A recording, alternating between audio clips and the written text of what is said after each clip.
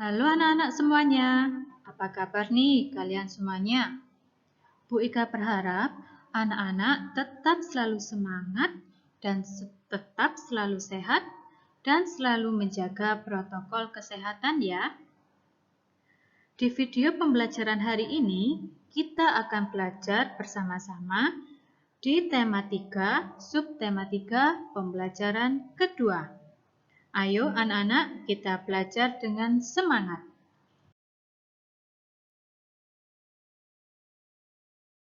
Asiknya membuat es krim. Pernahkah kalian mencicipi es krim? Bu Ika percaya anak-anak pasti pernah mencicipi es krim.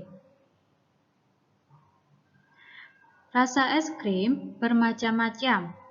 Es krim terasa segar jika dinikmati di siang hari yang panas.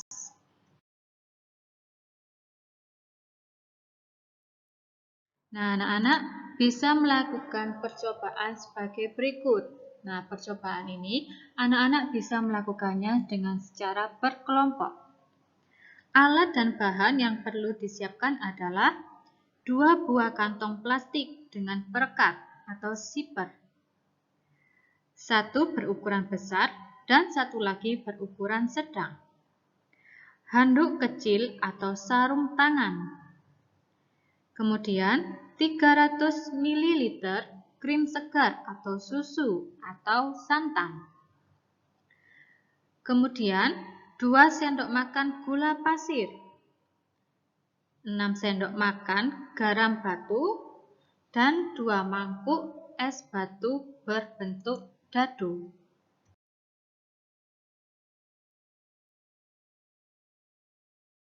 Cara membuat es krim.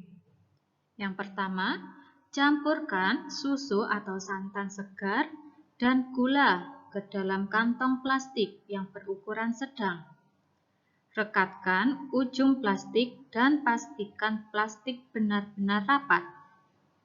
Kemudian, masukkan potongan es batu dan garam ke dalam kantong plastik besar. Kocok sebentar agar es batu dan garam tercampur.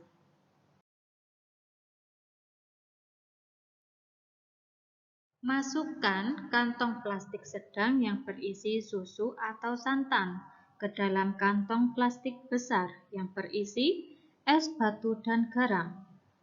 Kemudian, tutup dengan rapat perekatnya pada plastik besar. Kocok dan pijat-pijat kantong plastik tersebut selama 10 menit. Gunakan handuk atau sarung tangan agar tidak terlalu dingin ketika disentuh.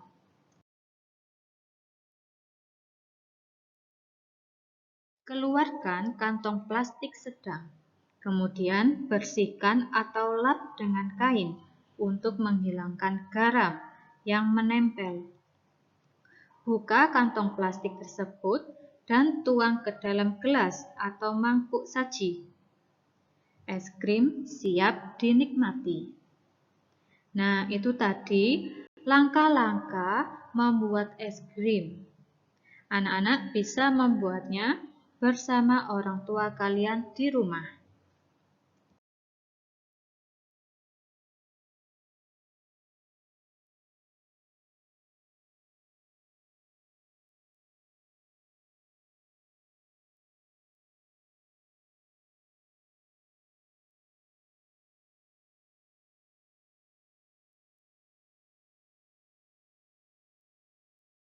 Sekarang, mari anak-anak kita menjawab pertanyaan berikut.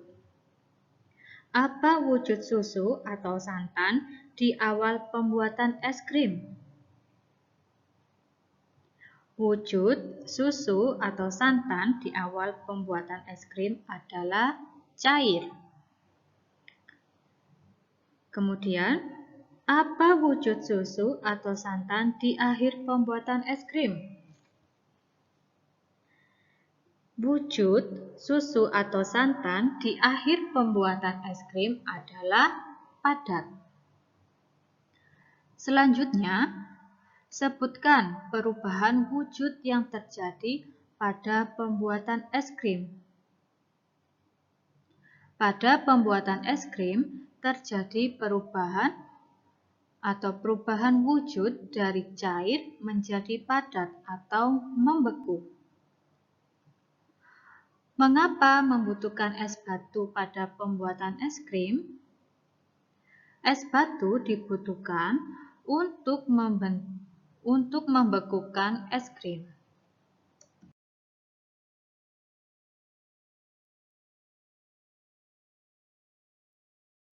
Selanjutnya, apa fungsi garam untuk pembuatan es krim? Coba jelaskan. Garam berfungsi menurunkan suhu es. Es yang suhunya telah turun kemudian akan menyerap banyak kalor dari adonan es krim, sehingga adonan es krim dapat membeku. Pertanyaan yang terakhir, apakah pembuatan es krimmu berhasil? Coba ceritakan. Nah, anak-anak, untuk pertanyaan yang terakhir atau pertanyaan yang keenam, anak-anak bisa melakukannya dengan cara mempraktekkan cara pembuatan es krim dari langkah-langkah yang ada di buku paket kalian. Kemudian, kira-kira setelah kalian mempraktekkan cara pembuatan es krim, kalian ceritakan apakah berhasil atau tidak. Kalian ceritakan dengan bahasa kalian sendiri. Pernahkah kalian menyimpan air dalam plastik di lemari pembeku atau freezer? Apa yang akan terjadi dalam beberapa jam? Tentunya air akan berubah menjadi es, bukan? Meskipun kalian membuka ikatan plastik itu, ternyata es tidak akan tumpah. Mengapa demikian? Wujud air berubah dari cair menjadi padat. Perubahan wujud dari cair menjadi padat disebut membeku. Nah, kesimpulannya adalah ketika air sebelum dimasukkan ke dalam lemari pembeku atau freezer, air bentuknya tentu cair. Nah, ketika air tersebut dimasukkan ke dalam freezer, airnya akan berubah wujud menjadi membeku.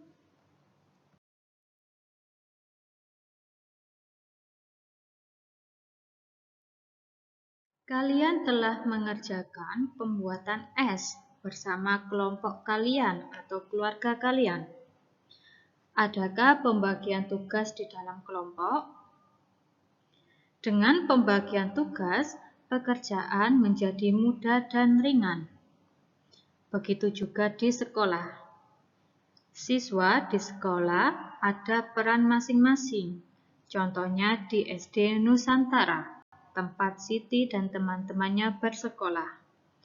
Ada guru yang mengajar sehari-hari di kelas, ada pula kepala sekolah yang memimpin sekolah. Carilah informasi tentang peran-peran yang ada di sekolah kalian.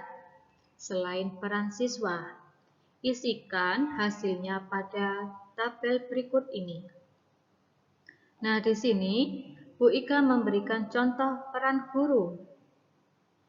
Peran guru adalah pengelola pembelajaran di kelas dan menyelenggarakan administrasi kelas.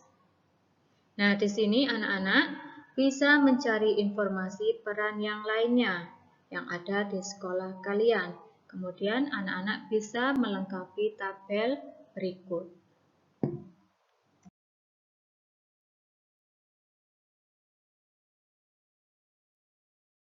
Kalian telah mempelajari peran-peran yang ada di sekolahmu. Diskusikanlah dalam kelompok. Mengapa perlu ada perbedaan peran di sekolah?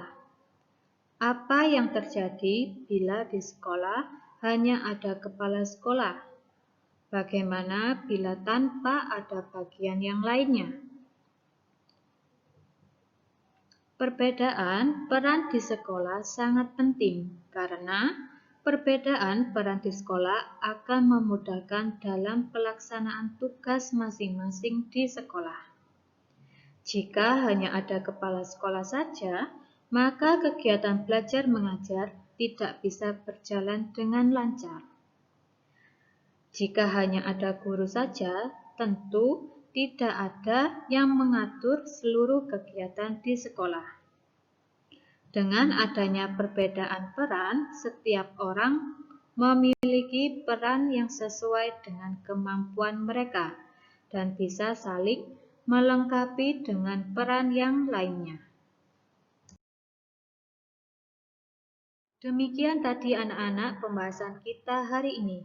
Semoga video pembelajaran hari ini bermanfaat untuk kalian semuanya.